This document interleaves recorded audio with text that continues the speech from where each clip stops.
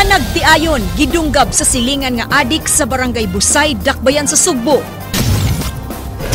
Duha ka mga anti-drug operating units sa rehiyon giwagtang. Usa ka gatos ka mga adik sa Calamba misurrender. Hearing sa kaso ni Barok gialirungan sa daghang mga pulis ug jail guards.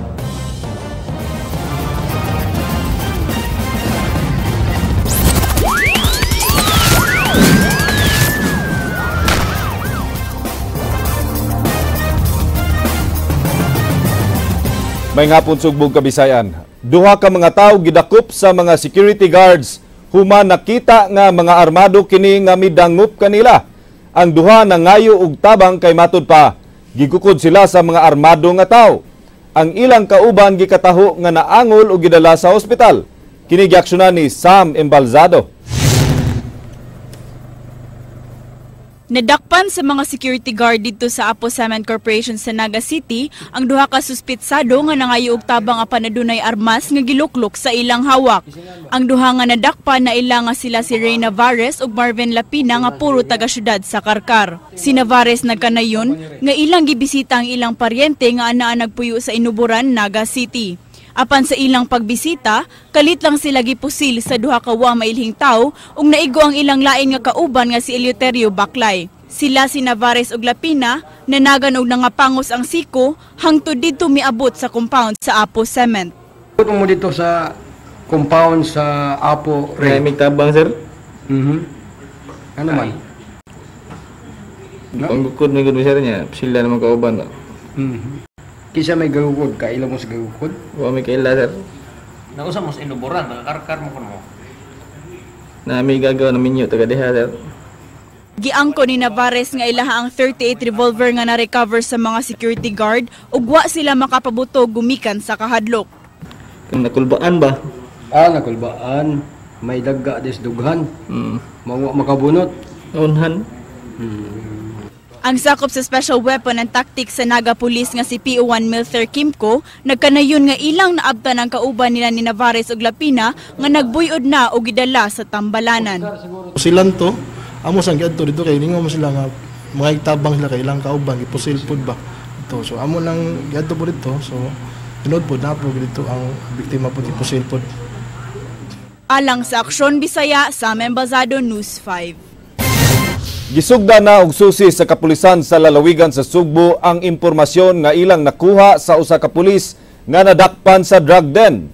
Ang nadakpan nga sakop sa SWAT mibutyag sa mga pangalan sa pulis nga nalambigit sa gidili nga drugas. Kini giaksyonan ni Leslie Caminado Vistil. Nagsugo na silang validation process ang Cebu Provincial Police Office sa gihatag ni P.O. Ronji Nadora nga mga pangalan sa nalambigit sa gidili nga drogas. Si P.O. Ronji Nadora ang sakop sa SWAT bugong nga nadakpan sa usa ka drug den sa Toledo City atol sa anti-drug operations sa kapulisan. Matud pa ni CPPO Chief Senior Superintendent Clifford Gayranud, nagnegatibgo hinuon sa drug test si Nadora kagahapong adlaw. And we are now on the process of validating on how true is it, kung paano yung ano nila, kung paano nila ni-recycle at saka saan sila nikuha og drugs ug asa kinsay pulis nga kauban nila. Bisan og adunay gipangbutyag si Nadora, nagtuo si Gayranud nga luwas lang gihapon kini sayang nahimutangan. Why special treatment nga ilang ihatag kang Nadora bisan og usa siya ka pulis.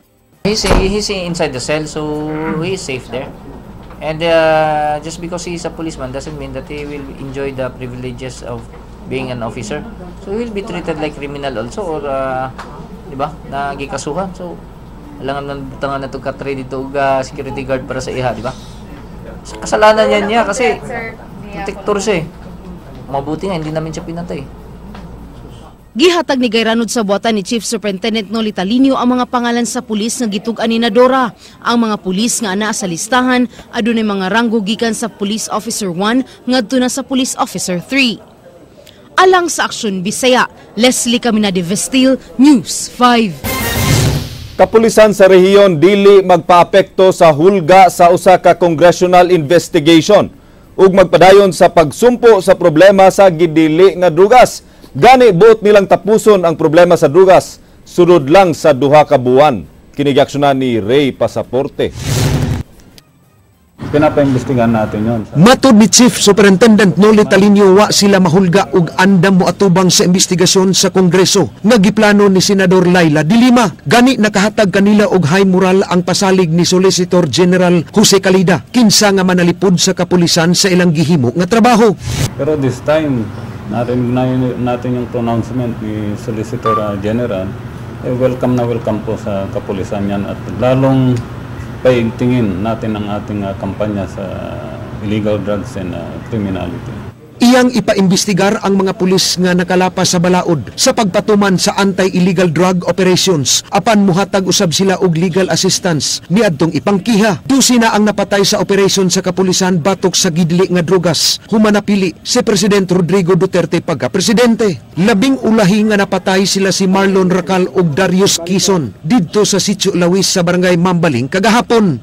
Yung ating regional legal service, initially yan ang gagamitin natin para doon sa legal support na bibigay natin sa ating mga kapulisan. Pero kung ito ay kulang, ay kukuha tayo ng mga private lawyers para suportahan itong ating mga pulis.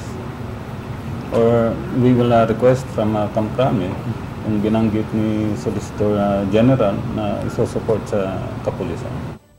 Si President Duterte misaad sa pagsumpo sa problema sa drogas, sulod lang sa tulong ngadto sa 6 ka buwan. Apan alang kang Talinio, mas maayo nga masumpo ang problema sa drogas sa Central Visayas, sulod lang sa 2 ka buwan, aron mahumana ang ilang trabaho. Kung hindi sila mag-surrender, maraming paraan, mag-apply kami ng search warrant, mayroong buy-bust operation, at okay, kung mahuli sila ng polis, ang problema, pag lalaban pa sila, siyempre natural na idedepensa ng polis yung kanyang sarili. Baka mapatay pa sila. So as early as now, ngayon pa lang mag-surrender na sila. Alang sa Aksyon Bisaya, Ray Pasaporte, News 5. Giwagtang sa hepe sa kapulisan sa Central Visayas ang 2 ka mga anti-illegal drug operating units sa rehiyon. Ang paggukod sa gidili nga drugas iyang gitahas na ngadto sa Regional Intelligence Division. Kinigaksyonan ni Ray Pasaporte. Alam niyo na siguro, yung ating ARSOG at saka RAI, dinisolve ko na kahapon. Okay? So dissolve na yun. Mao kini ang gipahibaw ni Chief Superintendent Noli Talinio nga iyang gidissolve ang Regional Anti-Illegal Drug Special Operations Task Group o Regional Special Operations Group. Nagdumili si Talinio pagbutyag kung dunay mga pulis sa 2 ka anti-drug unit nga nalambigit sa illegal drug personalities sa riyon. May mga pulis tayo na nasa listahan doon sa Kamkrame. Pero siyempre under validation itong mga to. At hindi ko naman sinasabi nandoon sa ARSOG, nandoon sa RAI. Ang ginawa lang natin ito para magkaroon tayo ng magandang umpisa. 67 ka mga sakop sa Raid SOT ug ARSOG 7 gipaubos sa balik eskwela alang sa usa ka semana nga back to basic training. But this is part of our clean start ng ating operation against illegal drugs and criminality. Hindi ko sinasabing involved sila. Ito ay isang paraan para yung ating mga pulis ay alam nila na dapat sila ay pulis at hindi kung ano-ano yung ginagawa nila dyan. Pero itong ating, sabi ko nga, members ng ARSOG at saka RAID, sila lang yung inumpisa natin. This is a continuing program. Lahat ng, kung kinakailang lahat ng pulis ng PRO7 mag-undergo ng balik eskwela ang gagawin natin ito. Ang officer in charge sa Regional Intelligence Division mo'y gitahasan ni Talinio nga magtukod og usa ka team alang sa anti-drug operations sa kapulisan sa riyon. Dili na niya ibalik og assign ang mga kanhi sakop sa 2 ka pundok ug i-assign kini sa mga police station human sa retraining. Ito rin ay part ng ating normal rotation ng ating personnel. Yung iba kasi hindi pa nila nasubukang mag-ARSOG, mag-raid suit. Yung iba hindi pa nila nasubukang mag-police station. Diba? Dapat all around ang ating mga pulis. Alang sa Aksyon Bisaya, Ray Pasaporte, News 5. Ang pagkawagtang sa mga drug pushers sa ilang lugar ang kasagaran nga rason sa mga hepe nga napakyas sa target sa ilang kampanya batok sa gidili nga drugas. Subling susiyon sa kadagkuan sa kapulisan kung angayan ba nga tangtangon ang mga chief of police gikan sa ilang katungdanan. Kinigaksyonan ni Leslie Caminado Vistil. Matod ni Senior Superintendent Clifford Gayranud, ang gipang sumiter sa mga hepe sa police stations nga top 10 drug personalities, wala na silang lugar. Ang pagdakop sa 50% sa ilang listahan sa mga drug pushers, gimando ni Chief Superintendent Noli Talinio. Mag-usab sila sa pag-assess sa performance sa mga hepe sa matag munisipyo. Although nasabit na yung listahan, yun ang problema na mo karon. Nasabit na ang listahan, so paano mahuli yung top 10 kung wala na? Wala na sa area, wala na sa Cebu province, wala na sa Cebu, sa Manila na. So muna yung problema to karon gilantaw. So i-double check na namo ugma, gipa-consolidate na ko tanan. Ug pila ba jud ka opisina, munisipyo nga nakakuha ning top 10. Gibutyag ni PRO7 Chief Superintendent Talinio nga adunay 55 ka mga hepe sa Central Visayas nga taktakon tungod sa kapakyas sa kampanya batok sa gidili nga drogas. 39 biniini sakop sa Cebu Provincial Police Office. Pagkakaron, wa pa madawat ni Gayranud ang order sa pagtangtang kanila. And I'm waiting orders from our DRDO regarding this kasi maybe we'll have another meeting to assess the performance of our Chief of Police. Although I have been assessing them already so that when the time comes, I will be presenting it to our Regional Director. Alang sa Aksyon Bisaya, Leslie Caminado Vistil, News 5. Gipa-drug test ang mga sakop sa Provincial Police Headquarters ug mga non-uniform personnel kaganihang buntag. Ang maong buhatan adunay 161 ka mga pulis ug 12 ka mga non-uniform personnel. Gipa-drug test usab ang 220 ka mga sakop sa Provincial Public Safety Company. Ang drug testing kabahin sa internal cleansing nga gipatuman ni Police Regional Office 7 Director Chief Superintendent Noli Talinio.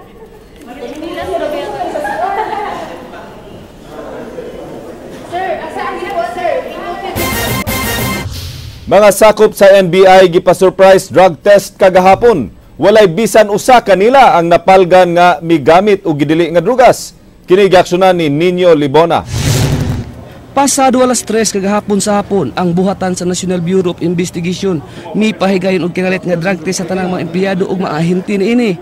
Lakip sa nagpa-drug test ang ilang regional director nga si NBI 7 Director Husiyap. Ang kinalit nga drug test voluntaryong gituman sa tanang empleyado ug ahente.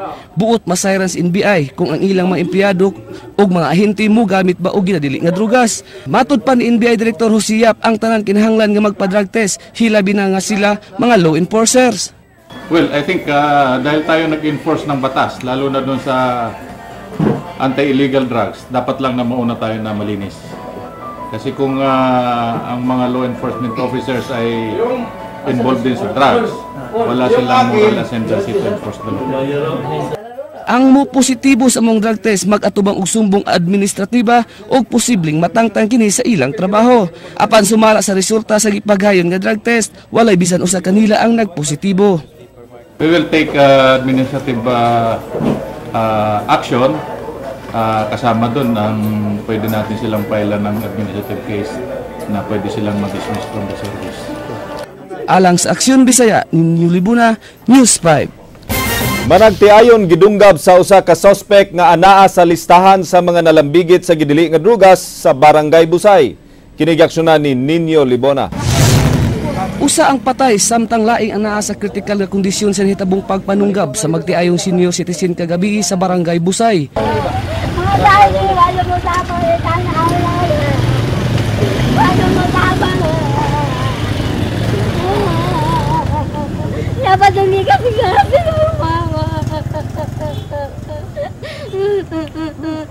Nagminatay sa hilak ang anak sa magtiayong Francisca og Cardo Copta, human masayri nga gipandunggab ang iyang mga ginikanan. Nagpasad pa sa salug og hagdanan ang lama sa dugo nga agi sa pagpanunggab sa panimaray sa mga biktima sa Sitio Maslom.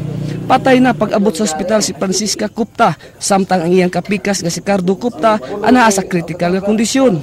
Sila nakaangkon og daghang sama dinunggaban sa nagkadaiyang parte sa ilang kalawasan. Si Eduardo Ardente nga suspek sa pagpanunggab daling misibat human sa hitabo. Nasuko ang suspek sa magtiayon sa pagtuo ag giapil ang pangalan niini paglista sa mga nalambigit sa ginadili nga drugas sa barangay. Matod pa ang suspek mibahat kaniadto nga iyang patyon ang mupaapil og lista sa iyang pangalan sa barangay. Si RJ nga nakasaksi sa nahitabo. Didunggab siya bisag asa. Tapos nya kung mutabang da maapil man da. Mutuwa ko nabuhat kay ngita ko kuan kanang mukauban ako ba? So man dugay man nangabot sila. Si Miriam Tumbiga nga anak sa biktima wala magtuo sa nahitabo. Ambot lang niya oy. Pasingilan lagi daw naglista-lista niya. Kami labot na mo analista-lista di mami mga taga-barangay. Ang taga-barangay may obligasyon ana dili kami. Lista-lista mami kami maiyang pasingilan. Kami labot na mo. Lista-lista ani tukhang. Ingon siya kaysa ko nilalista niya kay iya ko nung patyon. Kami labot na mo ana oy. Nga busy mami amo panginabuhi. Padayon panggipangita sa kapulisan ang suspek nga si Eduardo Ardente. Alang sa Aksyon Bisaya, Ninyo Libuna, News 5.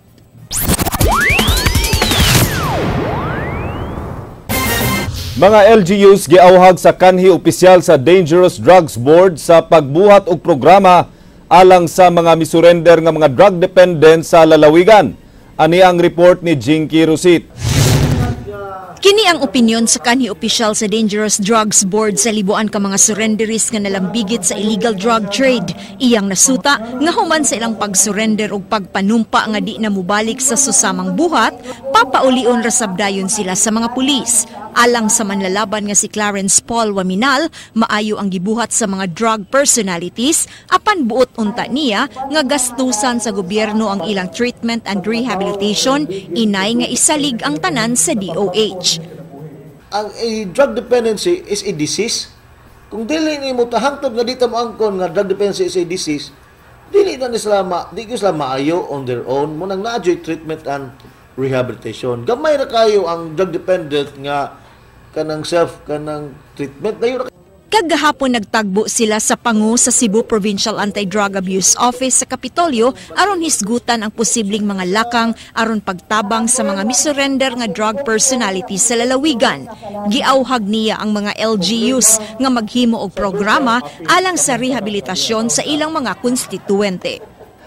Bisan pa tanang private rehab centers in Cebu dili makakater na mo nang at ang remedy na ang municipality, LGU with the church and ang sectors would come up with a community or kanang gitawag outpatient rehabilitation program. Because the law allows outpatient rehabilitation program when there is no available center near or accessible to the residents of the drug dependent. Alang sa Aksyon Bisaya, Jinky Rosit, News 5. Sa mga balita sa gawas sa nasod, kapin 200 ang nangamatay sa panagsangka sa duha ka military forces sa Juba, South Sudan. Labing ulahi nga namatay ang duha ka Chinese UN peacekeepers. Sakay sa usa ka armored nga sakyanan ang mga peacekeepers dihang naigo kini sa pagpamomba. Ang panagsangka nahitabo tali sa grupo ni President Salva Kiir ug Vice President Riek Machar. Nagsugod pagbalik ang kagubot dihang nagpinusilay ang ilang mga sundalo sa usa ka checkpoint sa miaging simana. Ang duha ka tuig nga civil war nahitabo tali sa mga ethnic groups nga Dinka nga gipanguluhan sa presidente ug Nuer nga gipanguluhan sa vice president. Ang duha ka rival military forces mideklarar niadtong Agosto sa miaging tuig sa pag-undang sa kagubot tungod sa kadaghan nga namatay sa duha ka tuig nga civil war. Ang South Sudan bag-o lang nakakuha sa ilang independence gikan sa Sudan niadtong tuig 2011 pinaagi sa paninguha sa international community.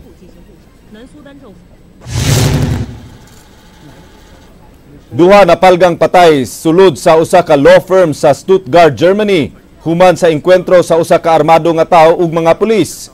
Gi-raid sa mga pulis ang building human nakadawat og tawag nga adunay usa ka laki nga nisulod sa building nga nagdala og pusil. Gisuspenso ang mga biyahe sa train ug gipabakwit ang mga residente diyang nangabot ang mga special forces. Patay ang usa ka abogado nga gi-hostage ug ang gunman human sa pag-raid sa mga pulis. Wa pa masayri kung unsay motibo sa pagpang-hostage.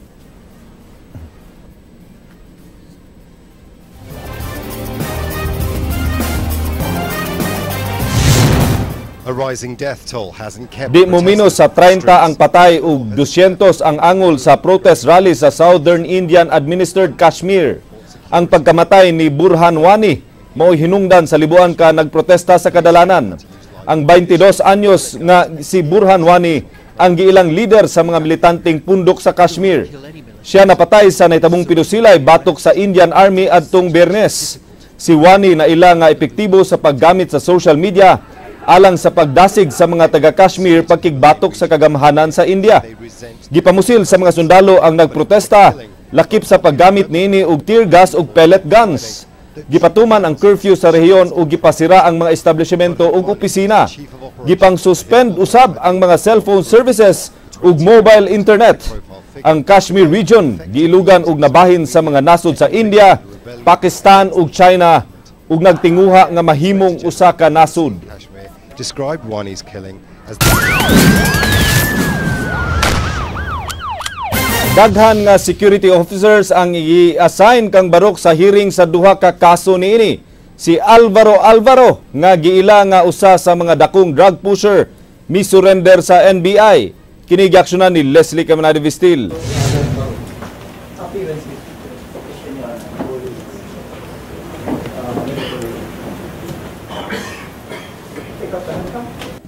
Napuno sa security personnel ang palibot sa Danao Trial Court sa pag-abot sa high-profile nga piniriso nga si Alvaro alias Barok sa dakbayan sa Danao.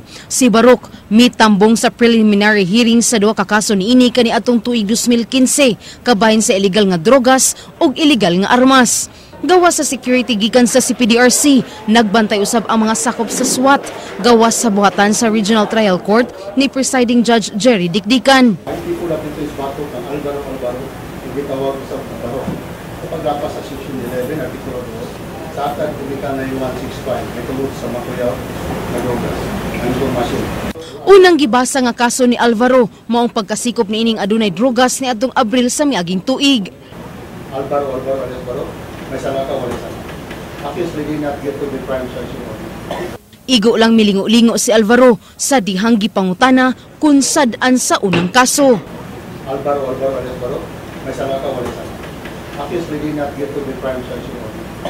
Wa sab kini miangkon nga sad-an siya sa ikaduhang kiha nga iyang giatubang.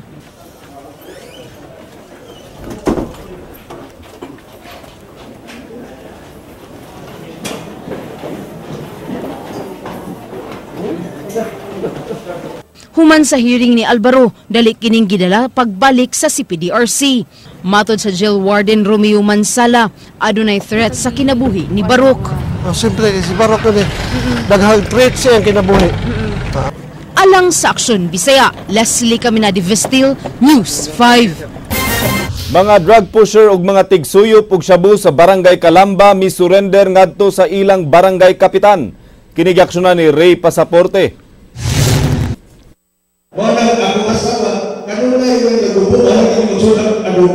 Kaganihang buntag dinhi sa Barangay Hall sa Calamba sa Dakbayan sa Subo, gitapok og gimaymayan sa kapulisan ug sa Kapitan Yvonne Feliciano ang nalambigit sa gidili nga drogas nga seryosohon ang ilang pagsurrender sa kapulisan. Usa ka gatos ang niboluntaryo nga mosurrender, apan ang uban niini wala makatunga kay giingon sa kapitan nga nagduha-duha pa og nangahadlok. Police Station 6. And then kami ni sunod gud mi sige mig korida adto usab sa mga panimalay kay kanilaging ipainganyo kay ang uban mura magmauwaw sila ba mauwaw makuyawan kay unsao niya kuno sila pero amo siya gitagaan og briefing lecture the other day na kinahanglan dili gid sila mahadlok Tagaan mo sila briefing. Amo silang gitagaag assurance na kung muundang lang mo sa Minaayo, volunteer mo sa Minaayo, dili gid mo maunsa. Malaumon si Kapitan Feliciano nga posibleng sa sunod dunay dugang nga mo voluntaryo og surrender kung mawala na sa ilang hunahuna ang kahadlok sa 100 nga nipadayag nga mo surrender. Upat niini ang mga drug posers sa Barangay Calamba. Gipasalig ni Barangay Captain Feliciano nga dunay non-government organizations nga iyang mahangyo aron nahatagan og panginabuhian ang mga ni surrender. Ang livelihood gyud kasagaran diri sa Barangay Calamba kanang rag making and candle making mo ra gyud pinaka main diri nga pwede na to mahatag nila. Also akong paningkamuton nga as director sa Rotary Club of Cebu Gloria Maris na pwede ta sila mo imuhatag og na financial nga ma-sustain sa ilang livelihood. Pagkakaroon wala pa'y saktong ihap ang kapulisan kung pila nakagatos ang nisurrender sa dakbayan sa Subo. Sukad gipatuman sa PNP ang Operation Tukhang o Tuktuk Hangyo. Matud sa kapulisan, nagsugod sa ginikanan ang pagpahimangno sa ilang mga anak. Nalikayan ang gidili nga drogas kay makadaot kini pamilya. Hila sa kaugmaon sa ilang mga anak. Ang tatanggihan lang po nga uhas na unta higugmaon ako pagkataos bata uhaman ang meaning sa uha unta higugmaon ako so nangan kita higugmaon ta dili ta itukmod anong bisyo kadautan way ginikanan magtundo sa ilang mga anak mo himo aning bisyo ha mo na ako gingon nila mauban ni ang iyong ipasunod ngadto sa iyong mga anak nindot kay pamation nga kita mingon ato mga anak gusto kong maparehos kong papa o mama. Alang sa Aksyon Bisaya, Ray Pasaporte, News 5.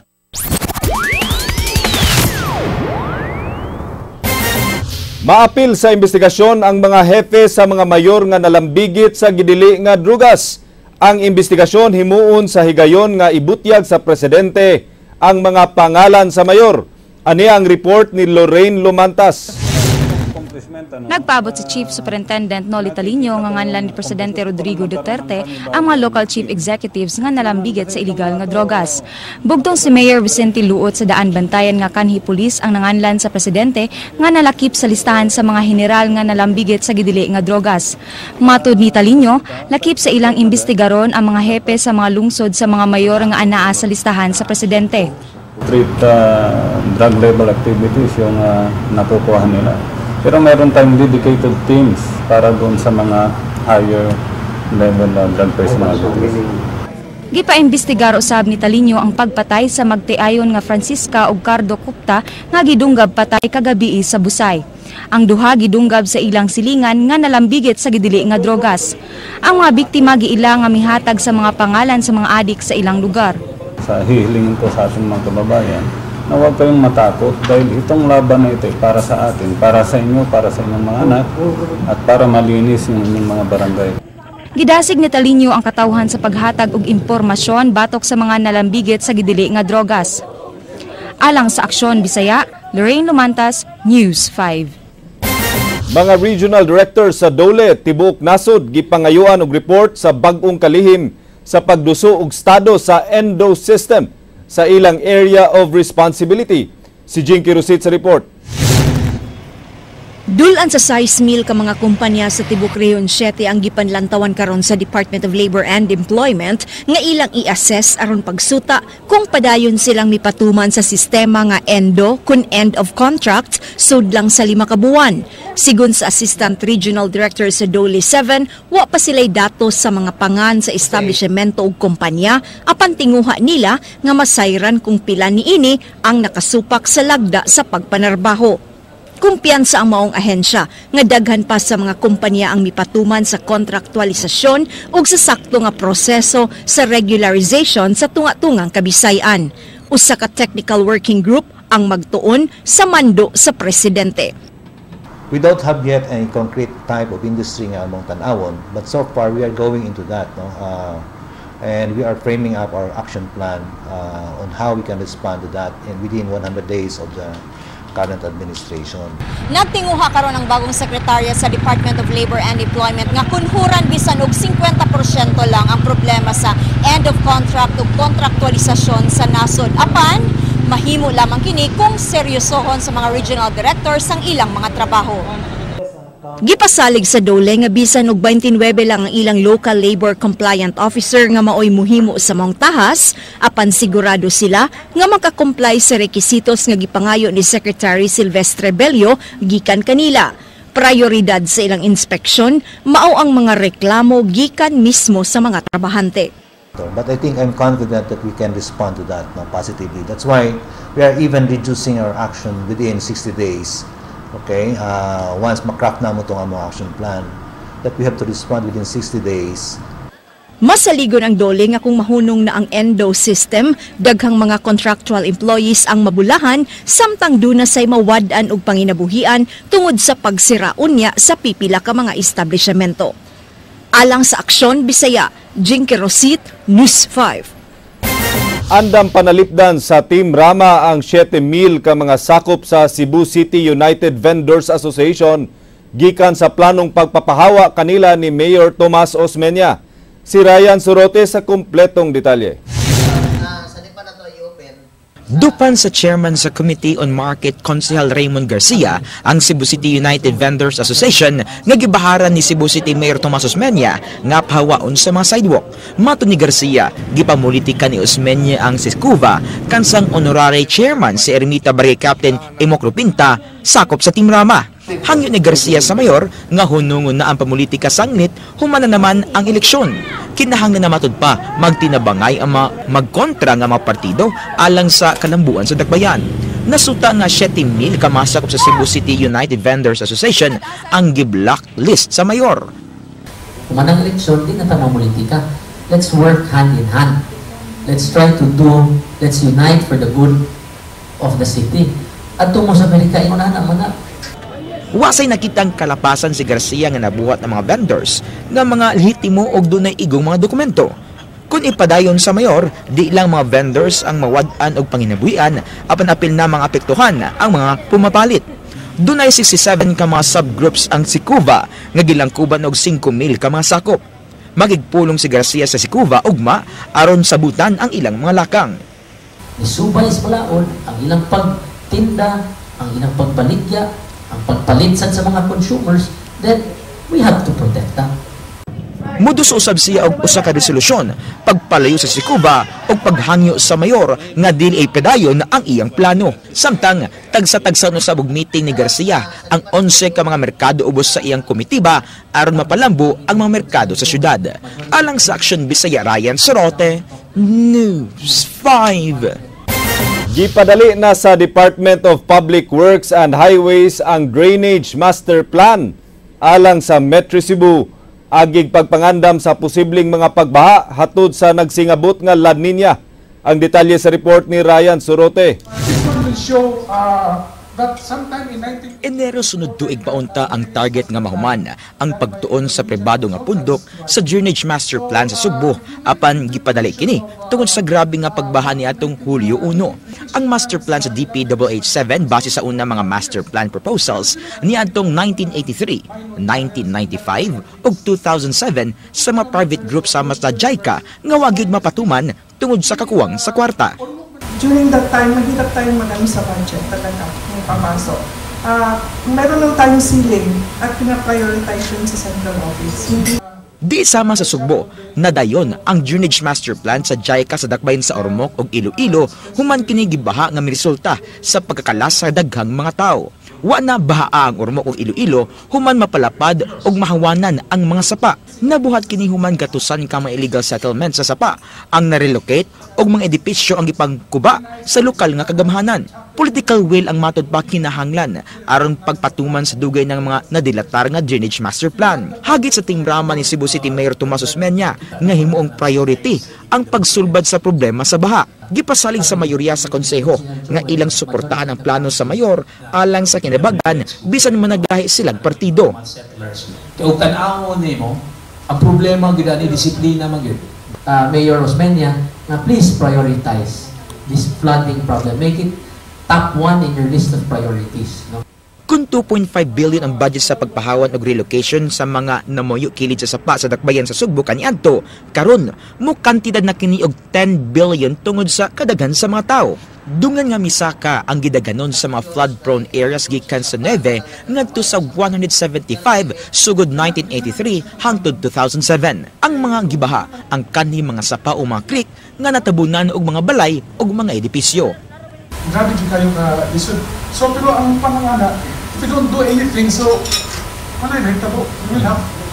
Alang sa Action Bisaya, Ryan Sorote, News 5. Kanhi opisyal sa Dangerous Drugs Board nagtinguha nga mahinabi ang Solicitor General nga si Jose Calida. Hangyo niya ibutyag ang tinuod nga Peter Lim nga giakusang sakop sa drug triad nga una nang gibutyag ni President Duterte. Si Jinky Rusit sa detalye. Pila ka adlaw na nga nahimong kontrobersyal ang pangalan nga Peter Lim human kini gilambigit ni President Duterte sa drug trade nga naglihok sa Kabisayan. Apan hangtod ron, way tinuod nga identification kung asa kini nagikan ug unsay background niini. Sa datos sa Bureau of Immigration, 4,000 ka Peter Lim ang naa sa ilang tala nga naghatag og kalibog sa katawhan. Busa, ang kanhi Vice Chairman sa Dangerous Drugs Board nga si Attorney Clarence Paul Waminal muhangyo sa Solicitor General nga si Jose Calida sa pagklaro kung kinsa gyud si Peter Lim aron sab kahatagan og hustisya ang lain pa nga mga Peter Lims kansang pangalan na duhig sa maong kontrobersiya. The issue now hounding Cebu na who is the Peter Lim referred by kanang President Duterte. The only solution is this nga si Solicitor General Jose Calida nga I believe who is the source of the information of the President, siya rin maka-confirm ani mo nang I've asked. Nagtuo si Waminal nga bugtong ang Solicitor General ra ang nahibaw kung kinsa ang tinuod nga gitumbok sa presidente. Isip kanhi opisyal sa DDB, tinguha sab nila nga mulutaw ang kamatuoran sa alegasyon aron kasugdan dayon ang case build-up sa kapulisan. Importante sab kini aron di mabutang sa alanganin nga sitwasyon ang mga otoridad nga adunay mandato sa pagukod kaniya. Our law enforcement agencies will be at a loss. Ako nakita kung mao ni maundang na tana sa kanang issue on intelligence gathering, ang importante mo conduct na yung case build-up kay kung naadyoy ebidensya mo file jud kaso ang gobyerno. Alang sa Aksyon Bisaya, Jinky Rosit, News 5. Siyam ang nagpositibo sa drug test nga gihimo sa Cebu Provincial Anti-Drug Abuse Office sa lungsod sa Badian. Matod sa Pangulo sa maong buhatan, Ivy Durano Meca, kapin 200 ang gipa-drug test kagahapon. Ang LGU sa Badian ug mual-bual mihangyo kanila sa paghimo niini. Lakip sa gipa-drug test ang mga tour guide ug canyoneering operators ug mga habal-habal drivers sa duha ka lungsod. 45 sa 205 katao ang wala maapil kay nahutdan sila og testing kit.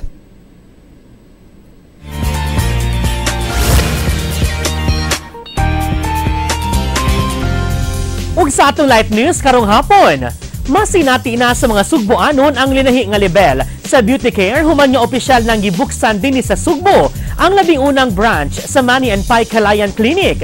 Giingong kini mao ang labing unang klinika nila nga gibuksan gawa sa Metro Manila ug nagbinugtong sa Kabisayan.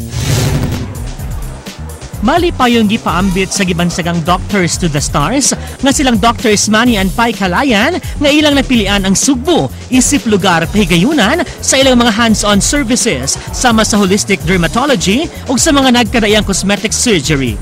Magandang balita, nandito na tayo ngayon sa Cebu and makikita niyo na si Doctors Manny and Pai Calayan dito sa Manny and Pai Calayan Clinic. Dala natin ang maraming services from Manila dito na sa Cebu so that they don't need to fly to Manila na. Gani, sila gid mismo ang moabi-abi og moatiman sa mga Sugboanong nanginahanglan sa ilang serbisyo sa kalibutan sa pagpaanyag.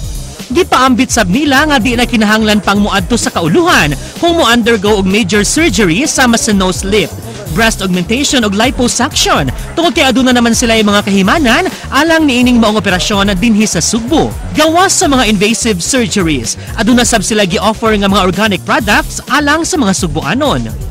We concentrate on plant-based products. Ang ibig sabihin nito, we try to avoid chemicals which is very harsh sa skin natin. May mga side effects sa katawan natin. So these products are very safe. Pwedeng gamitin kahit infants. Binibigay ko. Sa 300 pesos nga kantidad sa ilang check-up. Personal ka na nilang mahiling ug mahatagan sa mga nagunang treatment nga imong gikinahanglan aron makabot ang imong gitinguha nga kaanyag.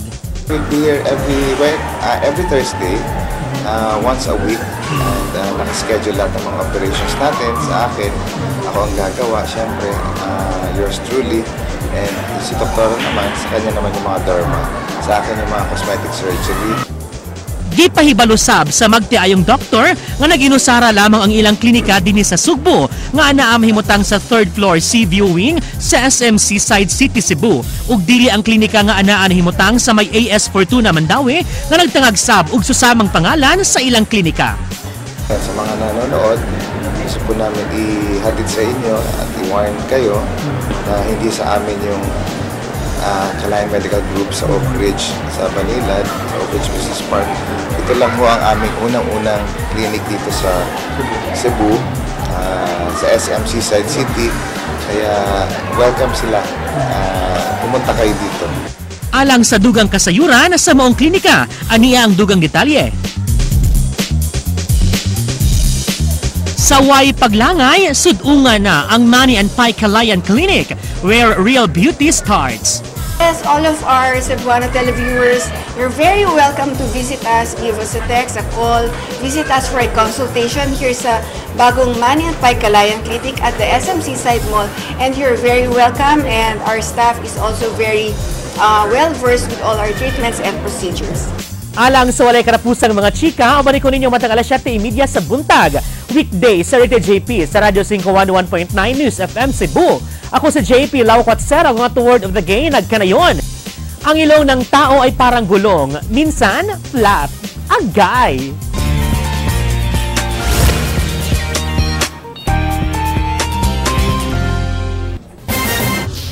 Maugkadto ang mga balita sa Aksyon Bisaya, ako si Glenn Soco. Mga balita nga pundasyon sa ligdo nga opinyon ug konkretong solusyon. Bisan asa, bisan kanusa. Kapatid, kay di lang kutob sa balita, aksyon!